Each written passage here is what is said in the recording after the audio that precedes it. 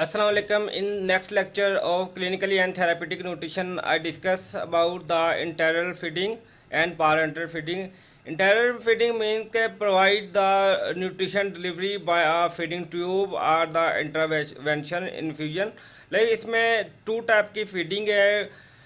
एक तो पारेंटल है और एक इंटेरल है। इंटेरल मीन्स के provision of the nutrition using a GIT tract including the use of the tube feeding or oral diet। ठीक है, जो जिनमें कुछ स्वेलिंग रिलेटेड इश्यूज होते हैं, ठीक है, कुछ जिनमें माउथ सर्जरीज होती हैं, ठीक है, जिनमें या फिर जीआईटी के रिलेटेड कोई भी कैंसर होता है तो उसमें क्या करते हैं, एंडोस्कोपी की जाती है तो उसमें ट्यूब इंसर्ट की जाती है तो हमें आइडिया हो जाता है कि इसके इन्फ्लेमेशन हुई है जीआईटी पे, उससे 2 से 30 सेंटीमीटर बिलो ये इंसर्ट कर देते हैं ईएनटी, ठीक है, ट्यूब जो है।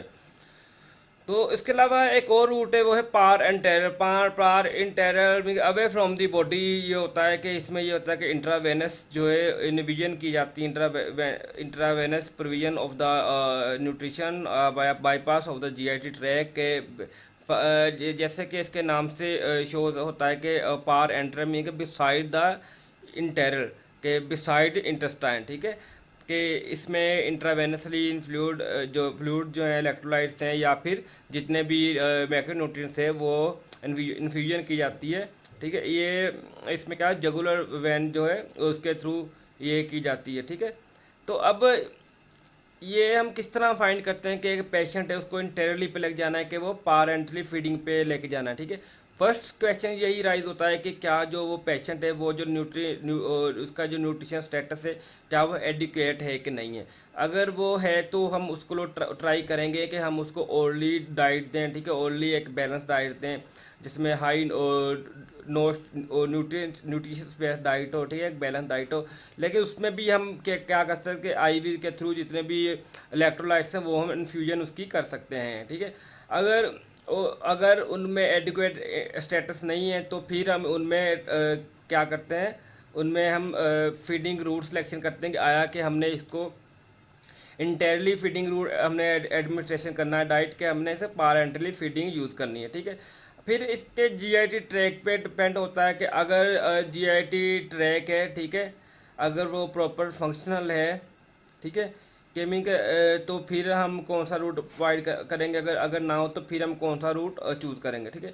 लाइक अगर वो जेटी ट्रैक जो है वो फंक्शनल है then appetite satiety and the physically able to eat के जब हम कि देखते हैं कि क्या जो पर्सन है क्या वो उसको न्यूरोलॉजिकली कोई इश्यूज़ नहीं है जिसकी वजह से वो फूड कंज्यूम कर रहा है कि नहीं कर रहा, क्या उसके कोई फिजियोलॉजिकली ऐसे इश्यूज़ हों या फिर उसको कुछ जीआईटी रिलेटेड इश्यूज हैं, ठीक है, या उनको च्यूइंग में इशू आ रहा हो, मोस्टली माउथ जब इन्फेक्शन में इस तरह हो सकता है, या फिर क्या होता है कि जो सर्जरीज होती हैं माउथ की ड्यूरिंग एक्सीडेंटल की वजह से कि वो जा रिप्लेस हो जाता है, तो उसमें भी हम देखते हैं कि क्या ये जो पर्सन है क्या ओरली ये इनटेक कर सकता है कि नहीं कर सकता। उसी को देखते हुए उसे इंटायरली या पार्ट रूट फीडिंग हमने रूट चूज़ करना होता है कि जीआईटी ट्रैक के जब हम असेस करते हैं हम देखते हैं क्या कि इसकी जो एपिटाइट है, ठीक है, वो सटाइटी लेवल पे है कि नहीं, इसको वो फिजियोलॉजिकली वो पर्सन एबल है कि नहीं ईट खाना खाने के। तो अगर वो होगा तो फिर हम क्या करेंगे,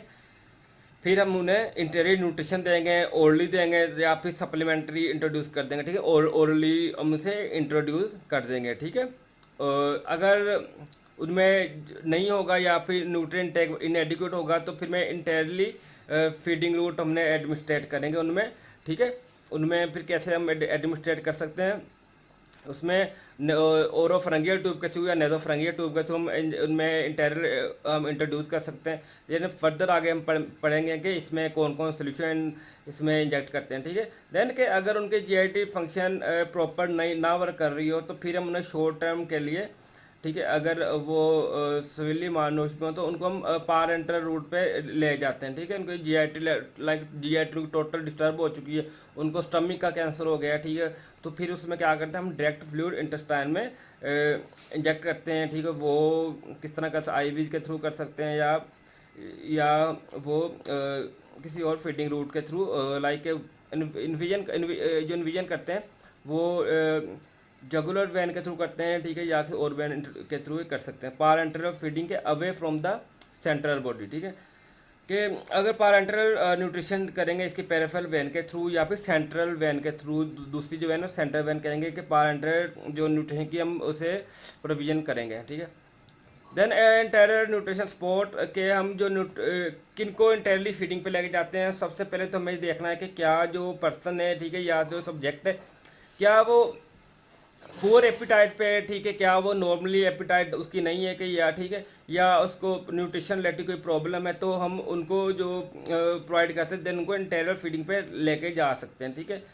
दूसरा ये कि अगर वो पेशेंट है वो सफिशेंटली नहीं टेक कर रहा, उसमें कोई साइकोलॉजिकल इश्यूज हैं, ठीक है, वो उनको भी हम डिलीवरी न्यूट्रिएंट्स कर सकते हैं थ्रू आर ट्रू फीडिंग, ठीक है। उसके अलावा डिफरेंट फैक्टर्स हैं कि many formulas are design to supply the all the nutrient requirement when the consume in sufficiency. वो फर्दर है कि इनको जो हम फीडिंग देते हैं वो जो उनमें टाइप ऑफ फार्मूलाज हैं वो किस टाइप के होते हैं। वो स्टैंडर्डाइज फार्मूला भी हो सकते हैं, वो प्रोटीन बेस्ड फार्मूला भी हो सकते हैं, वो ब्लेंडराइज भी हो सकते हैं, उसके अलावा दो डिजीज स्पेसिफिक हो सकते हैं, ठीक है। कि इसमें हम ये देखेंगे then the nutritionally complete formulas are essential for the patient using the tube feeding or an oral diet for few more than a few days. कि लाइक जो भी पेशेंट है हम उसको इंटेरली फीडिंग डाइट दे रहे हैं या ओरली दे रहे हैं या पारेंटल दे रहे हैं, हमने मेन ऑब्जेक्ट यही है कि इसको जो रिक्वायर्ड न्यूट्रिएंट्स है वो इसके पूरा होना चाहिए, ठीक है। देन इसमें हम कुछ स्पेसिफिक सप्लीमेंट भी ऐड कर सकते हैं। तो देन टाइप ऑफ फार्मूलाज हैं स्पेसिफिक कंडीशन के अकॉर्डिंग, इनकी टाइप को मेजर करते हैं कि एक के उनका स्टैंडर्ड फार्मूला के जो नॉर्मली जिसमें कार्ब फैट और इसमें प्रोटीन एक एडिक्वेट अमाउंट में होगा उसे स्टैंडर्ड फार्मूला कहते हैं, ठीक है। जो जनरली हमारी न्यूट्रिशन रिक्वायरमेंट पूरी करने के लिए हम स्टैंडर्डाइज फार्मूला यूज़ करते हैं, उसमें इंटेक्ट प्रोटीन होते हैं, पॉलीसेकेराइड होते हैं, ठीक है। उसको हम पॉलीमेर आर इंटेक्ट फार्मूला भी कह सकते हैं, ठीक। देन क्या है प्रोटीन आइसोलेट्स फार्मूला, इसमें जो मोस्टली माल नोट पेशेंट होते हैं या ऐसे जिसको इन्फेक्शन डिजीज होती हैं तो उनको क्या करते हैं प्रोटीन आइसोलेट फार्मूला पे लेके जाते हैं। तो then protein have been separated from the food. For example, include the casein from the milk and the soya protein from the soybean। ये इसमें क्या casein इन्हें दी जाती है और इसमें सोया प्रोटीन दी जाती है जो कि सोयाबीन से हम लेते हैं, casein को मिल्क से जनरेट करते हैं। देन ब्लेंड ड्राइड फार्मूला भी बेसिक जो मैक्रोन्यूट्रिएंट थे उन पर मुश्तमिल होगा। वो पर्सन जिनको जीआईटी रिलेटेड इश्यूज होते हैं या फिर जिनको स्वेलिंग रिलेटेड इश्यूज होते हैं, माउथ अल्सर हो जाता है, ठीक है, या मैंने ऑलरेडी आपको बताया कि उनमें अगर उनमें कोई ऐसी इन्फेक्शन हो जाएँ या फिर उनमें एक्सीडेंट की वजह से उनका जार रिप्लेसमेंट हो जाए तो उनमें हम क्या करते हैं उनको ब्लेंडराइज फार्मूला देते हैं, या फिर वो they are not able to take a regular diet तो उनको हम ब्लेंडराइज फार्मूला देते हैं कि उनको मोस्टली कैरी डेंटल कैरी का इशू हो सकता है, ठीक है, और उनमें मिसिंग टीथ हो सकते हैं कि उनमें टीथ नहीं हो सकते, ये हो सकता है, ठीक है, जा मूवमेंट में इशू आ सकता है या वो फूड को इंगल्फ भी नहीं कर सकते। तो इन सब कंडीशन ब्लेंड करके उन्हें देते हैं। तो ब्लेंड उसमें होल फूड जितने भी हैं वो ब्लेंड ड्राई फार्मूला हम देते हैं, उसमें कार्ब होता है, फैट्स होते हैं और प्रोटीन एडिक्वेट अमाउंट में होते हैं, ठीक है। इनमें एक चीज़ ख्याल रखना है कि इसमें टेंडरस जो पोर्शन है फूड का वो ना है। Then hydrolyze formula mostly monomeric formula होते हैं, ठीक है। Adaptive formula that contain a macronutrient that have been partially or fully hydrolyzed, के इसमें जितने भी मैक्रोन्यूट्रिएंट होते हैं वो पार्शियल या फुली हाइड्रोलाइज्ड होते हैं, ठीक है। उसमें मिनिमली आप हमारे स्टमक को वर्क करना पड़ता है उसको ठीक है डाइजेशन के लिए, तो वो रेडली यूज हो जाते हैं, उसको मोनोमेरिक फार्मूलाज भी कहते हैं ऐसे या एलिमेंटल फार्मूलाज भी कहते हैं। देन मॉलिक्यूलर फार्मूलाज वो फार्मूलाज होते हैं वो स्पेसिफिकली कोई न्यूट्रिएंट की नीड को इन्हांस करने के लिए यूज़ किए जाएँ, ठीक है, वो मॉलिक्यूलर फार्मूलाज है। मॉलिक्यूलर फार्मूलाज आर दो dietary formula that consist of one और two macronutrient are used to enhance the other formula meet a specific nutrients. Like मैंने ऑलरेडी बताया कि जो स्पेसिफिक न्यूट्रिएंट नीड को कवर अप करने के लिए जो फार्मूला दिए जाते हैं वो मॉलिक्यूलर फार्मूला दी जाते हैं, ठीक है, which are specific for people with an unique needs, उनकी ज़रूरत के हिसाब से होते हैं। इससे डिजीज स्पेसिफिक फार्मूला है, डिजीज स्पेसिफिक फार्मूला है कि डिफरेंट डिजीज के साथ, इस तरह फीवर है तो उसको हम हाई प्रोटीन देंगे, ऐसे ही जो इन्फेक्शन में हाई प्रोटीन देंगे, CKD में क्या करेंगे, हम उनको प्रोटीन लो रख देंगे, ठीक है। ये ऐसे ही COPD में हम लो कार्ब डाइट देंगे, कि अगर वो ICU में हुए या CCU में या हाई डिपेंडेंट यूनिट में हुए तो उनको हम डिजीज स्पेसिफिक फार्मूला देंगे, ताकि उनकी जो न्यूट्रिएंट की नीड है वो पूरी हो सके इफेक्टिवली, ठीक है। देन के हम जो कार्ब, प्रोटीन और फैट्स में से कौन कौन सी ऐसी चीज़ें हैं जो कि उन्हें देते हैं as a source of internal formula. अब प्रोटीन में हम कैजीन देते हैं, जो कि मिल्क से हम लेते हैं। उसके अलावा क्या है कि एग वाइट दे सकते हैं, उसको ब्लेंड करके एग नोक की फॉर्म में दे सकते हैं, ठीक है। ये प्रोटीन का मैं आपको बता रहा हूँ। फ्री माइनस देते हैं, हाइड्रोलाइज इसमें कैजीन दे सकते हैं, सोया प्रोटीन दे सकते हैं जो कि सोयाबीन से हम डिजनरेट करते हैं। देन सोया प्रोटीन या वे प्रोटीन देते हैं जो कि इंटेक्ट प्रोटीन है, ठीक है। उसके अलावा ये कि कार्बोहाइड्रेट सोर्स में क्या हम सेलोज उनमें दे सकते हैं, कॉर्न स्टार्च दे सकते हैं, कॉर्न सिरप दे सकते हैं, माल्टोडेक्टिन दे सकते हैं, सोया फाइबर या फिर उसमें सुक्रोज दे सकते हैं। देन ऐसे ही इसमें फैट सोर्सेज में हम mostly canola oil, corn oil, olive oil, ठीक है, फिश ऑयल देते हैं, MCT बेस्ड फैट देते हैं, सनफ्लावर या साफ्लावर ऑयल देते हैं। देन आप फार्मूला करेक्टरिस्टिक क्या होंगे, जो हमने फार्मूला देते हैं उसकी करेक्टरिस्टिक क्या होती हैं, ठीक है।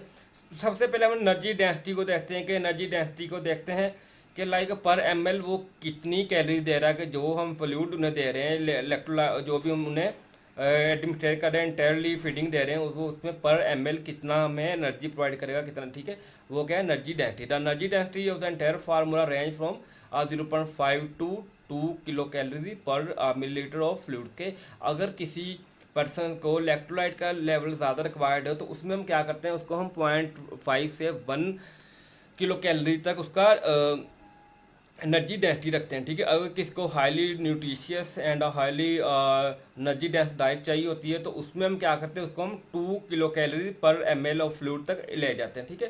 देन जो स्टैंडर्ड फार्मूला है वो तो मैंने एनर्जी डेंसिटी का बताया ना। जो स्टैंडर्ड फार्मूला होता है उसमें मोस्टली 1 से 1.2 तक वो कैलोरी देते हैं पर मिलीलीटर, ठीक है, of a formula which is appropriate and the average requirement of the people. Then other हैंग के formula that have been greater nutrient dense आप meet the energy nutrients need for a smaller volume, के वही है कि जो formula nutrient dense होंगे, energy dense होंगे, ठीक है, वो ज़्यादा न्यूट्रिशियस हो गए हैं, ठीक है। ऐसे ही वो कि उनकी रिक्वायरमेंट के हिसाब से देते हैं, पेशेंट कंडीशन के हिसाब से देते हैं। ऑलरेडी जो मैंने आपको बताया कि अगर एक पेशेंट है उसको न्यूट्रिएंट एक एडिक्वेट अमाउंट में चाहिए, लेकिन उसमें इलेक्ट्रोलाइट इम्बैलेंस है, तो उसमें क्या करेंगे कि उसमें जो हम उन्हें फ्लूइड देंगे, ठीक है, उसमें जो फ्लूइड का जो पर ml होगा वो उसमें उतनी एनर्जी कंसनट्रेशन डिक्रीज कर देंगे, ठीक है। ऐसे ही कुछ पेशेंट होते हैं जिनको हाईली एनर्जी न्यूट्रिएंट रिक्वायर्ड होती है, उसमें क्या करते हैं, उनको जो पर ml वो हम 2 मिलीग्राम 2 किलो कैलोरी पर जो ml तक ले जाते हैं, ठीक है। देन न्यूट्रिएंट डेंसिटी मीन के increase in the nutrient capacity of the food, ठीक है। अब ये कि आप जितना प्रोवाइड कर रहे हो उस ml के हिसाब से उसकी न्यूट्रिएंट डेंसिटी कितनी है, मीन के आधा percentage of the protein, carb or fats which are very gradually in internal former. Internal former different इसकी कंसनट्रेशन होती है, ठीक है, कि जो प्रोटीन है वो 25% तक 29% तक हम टोटली कैलोरी यूज़ कर सकते हैं। लाइक 30 लगा लेंगे, 10 to 30 हम यहाँ पर कंसीडर करते हैं, कि जो मैंने इधर हॉस्पिटल में प्रैक्टिस की है उसके अकॉर्डिंग ये है कि आप 10 तक दे सकते हैं, ठीक है। ऐसे ही है कि जो प्रोटीन रिक्वायरमेंट्स वो हाई होती है, वो ऐसे पर्सन जिनको फीवर हो, जिनको मेटाबॉलिक स्ट्रेस हो, ठीक है। उसके अलावा जिसमें कुछ इश्यूज़ आए, इन्फ्लामेटरी इश्यूज़ हों, ठीक है, कुछ कैंसर इश्यूज में प्रोटीन की रिक्वायरमेंट 1.5 तक बढ़ जाती है, ठीक है। ऐसे डिजीज़ भी हैं जिसमें प्रोटीन को हमें रिस्ट्रिक्ट करना पड़ता है, जैसे CKD रिलेटेड इश्यूज़ हैं, क्रोनिक किडनी डिजीज़ है, ठीक है, डायलिसिस पे पेशेंट हो के उनको हम लो देते हैं। ऐसे कार्ब, फैट है, ठीक है, वो उनका मेन सोर्स है, वो भी एनर्जी का सोर्स है, ठीक है। वो डिफरेंट फार्मूलाज में प्रोटीन के साथ मिलके देते हैं, ठीक है। कुछ ऐसी डिजीज़ में जिसमें प्रोटीन को लो करना पड़ता है, कुछ ऐसी डिजीज़ हैं जिसमें हम इवन कार्ब को COPD में लो करना पड़ता है। देन स्टैंडर्ड फार्मूला वो होता है जो कि 40 से 50% तक हमें जो जितनी भी कैलोरीज हैं वो हमें कार्ब से प्रोवाइड करे, और 30 से 45% वो है वो हम फैट से प्रोवाइड करें, ठीक है। देन टाइप ऑफ फार्मूला में आता है कि कौन कौन से फार्मूलाज होते हैं। एक तो होता है आइसोटोनिक फार्मूला। आइसोटोनिक फार्मूला वो होते हैं कि जिसकी ओस्मोलैरिटी जो है वो सिमिलर हो ब्लड के साथ, ठीक है। ब्लड की ओस्मोलैरिटी कितनी है, 300 मिली ओस्मोल पर किलोग्राम। जब मुझसे किसी ने लास्ट डिस्कशन में पूछा था कि आइसोटोनिक होते हैं, आइसोटोनिक में क्या होता है कि अगर उस फ्लूइड की जो ओस्मोलैरिटी है वो similar to a blood serum हो, ठीक है, तो वो क्या होगा, आइसोटोनिक। हाइपोटोनिक क्या होता है कि अगर उसकी ओस्मोलैरिटी उस फार्मूला की जो लिक्विड इंट्रोड्यूस करें, अगर उसकी ओस्मोलैरिटी 300 मिली इक्विवेलेंट्स मिली ओस्मोल से अगर ज़्यादा हो तो फिर वो हाइपरटोनिक में आएगा, ठीक है। जो जितने जनरली जितने भी हाइड्रोलाइज या न्यूट्रिएंट्स जो फार्मूलाज हैं वो मोस्टली हाइपरटोनिक होते हैं क्योंकि उसकी ओस्मोलैरिटी है वो हाई होती है then standard formula. Then for interior formula है been osmolarity between the 300 to 700 milliosmol per kilogram, ठीक है। कि वो उसकी जो ओस्मोलैरिटी है वो 300 to 700 milliosmol per kilogram होती है हाइपरटोनिक सोल्यूशन की, ठीक है। ऐसे ही है फाइबर कंटेंट। जो फाइबर कंटेंट है वो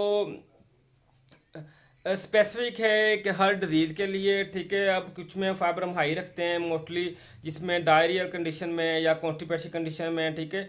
ऐसे ही ब्लड ग्लूकोज कंट्रोल करना है, हाइपरलिपिडेमिक कंट्रोल करना है, हाइपरग्लाइसीमिया का इश्यू, तो उसमें हम फाइबर कंटेंट यूज़ करते हैं। तो उसमें हम जीआईटी के नॉर्मल फंक्शन के लिए प्रॉपर इसमें ब्लड जो शुगर लेवल उसको डिक्रीज करने के लिए, हाइपरलिपिडीमिया का कंडीशन कंट्रोल करने के लिए हम क्या करते हैं, हम उसमें फाइबर इंड्यूस करते हैं। कुछ ऐसी कंडीशन भी होती हैं जिसमें हम फाइबर इंड्यूस नहीं करते, फाइबर लो रखते हैं, ठीक है। Further fiber content influence the selection of an appropriate internal formula. Fiber may be helped for normalize intestinal function, treat the diarrhea, constipation, and maintenance of the blood sugar level. Then further, fiber containing a formula that are avoided in the patient with some intestinal condition, with pancreatitis, like pancreatitis के issues होते हैं उसमें हम क्या करते हैं, उसमें हम फाइबर लो करते हैं, ठीक है। ऐसे जो इंटेस्टाइनल के कुछ इश्यूज होते हैं। ऐसे ही ट्यूब फीडिंग है नेक्स्ट। के ट्यूब फीडिंग में क्या करते हैं कि जो इंडिविजुअल है, ठीक है, उसको फंक्शनल जो जीआईटी होगी, ठीक है, जो कि जो फूड है वो ओनली नहीं ले सकता, उसको हम ट्यूब फीडिंग के थ्रू फूड इंट्रोड्यूस करते हैं, ठीक है। Tube feeding deliver the nutritionally complete formula directly to the stomach to the intestine. Like वो कंडीशन पर डिपेंड है, अगर उसका के इंटेस्टाइन जो है उसका इसोफिगस है, अगर उस वहाँ पे अगर इन इशू है, वहाँ पे इन्फ्लामेशन है, तो फिर उसे 2 सेंटीमीटर ब्लॉक करेंगे। अगर वहाँ ना हो तो फिर हम अगर पूरी इसोफिगस का कैंसर है तो फिर क्या करें, स्टमक में हम डायरेक्टली ट्यूब इंसर्ट कर देंगे, ठीक है। वो कंडीशन पे डिपेंड है कि हम किस तरह करेंगे जो ट्यूब फीडिंग हम इंट्रोड्यूस करते हैं, ठीक है। एक तो होता है कि जो पीपल हैं उनमें फिजिकली प्रॉब्लम हो, ठीक है, वो उनमें प्रॉपर फूड चूइंग ना कर सके, प्रॉपर स्वेल्यू ना कर सकते हैं, उनमें हम ये ट्यूब फीडिंग उनमें इंसर्ट कर देते हैं, ठीक है। उसके अलावा वो होती है जिनमें एडिक्वेट लेवल पे एपिटाइट नहीं होती, ठीक है, और उनमें माल न्यूट्रिशन का इश्यूज होता है, हम उनमें ट्यूब फीडिंग उनमें देते हैं, ठीक है। उसके अलावा जिनमें गैस्ट्रो जीआईटी ऑब्स्ट्रक्शन हो जाती है, उसके अलावा कुछ फिशर्स हैं, कुछ मोटेलिटी जिसमें गैस्ट्रिक मोटेलिटी का इश्यूज आ जाता है, उसको भी हम ट्यूब फीडिंग पे ले जाते हैं। Then some people have an impaired GIT function and they not able to ingest the hydrolyze formula only, तो फिर उनको भी हम ट्यूब फीडिंग पे ले जाते हैं जिनको इम्पेयर डाइजेशन होती है। उसके अलावा जिसको इंटेस्टाइनल रिएक्शन हो रहे हों जिनमें उसके अलावा उनको भी हम इंटायर फीडिंग पे ले जाते हैं, ठीक है, जिनमें इंटेस्टाइनल रिलेटेड इश्यूज हों। देन ट्यूब फीडिंग रूट, ठीक है, ट्यूब फीडिंग रूट है कि वही के नेजोगैस्ट्रिक रिप्लेसमेंट इसमें करते हैं, ठीक है, या फिर नेजर के थ्रू स्टमक में, या फिर ओरोफ्रेंगियल ओरो के थ्रू फेरेंक्स में जाती है, या फिर नेजल के थ्रू डायरेक्टली डूडेनम में हम प्लेसमेंट करते हैं, या नेजो जूजुनम में करते हैं, ठीक है। ऐसी इसमें या फिर डायरेक्टली स्टमक में इंट्रोड्यूस करते हैं गैस्ट्रोस्टोमी के थ्रू या जेजूनोस्टोमी के थ्रू, ठीक है, वो हम इसमें डायरेक्टली इन्फ्यूजन इसकी कर देते हैं। देन सिलेक्शन ऑफ फार्मूला हम कैसे करते हैं कि जो सिलेक्शन हम फार्मूला करते हैं कि अगर तो उसकी डाइजेशन अब्जॉर्प्शन पे देख के करते हैं कि अगर वो इम्पेयर्ड हो तो उसमें क्या करते हैं, उसमें हाइड्रोलाइज फार्मूला देते हैं, ठीक है। For meet the nutrition requirements. अगर फंक्शन हो तो उसमें स्टैंडर्ड फार्मूला देते हैं जिसमें प्रॉपर कार्ब प्रोटीन फैट्स होते हैं, ठीक है।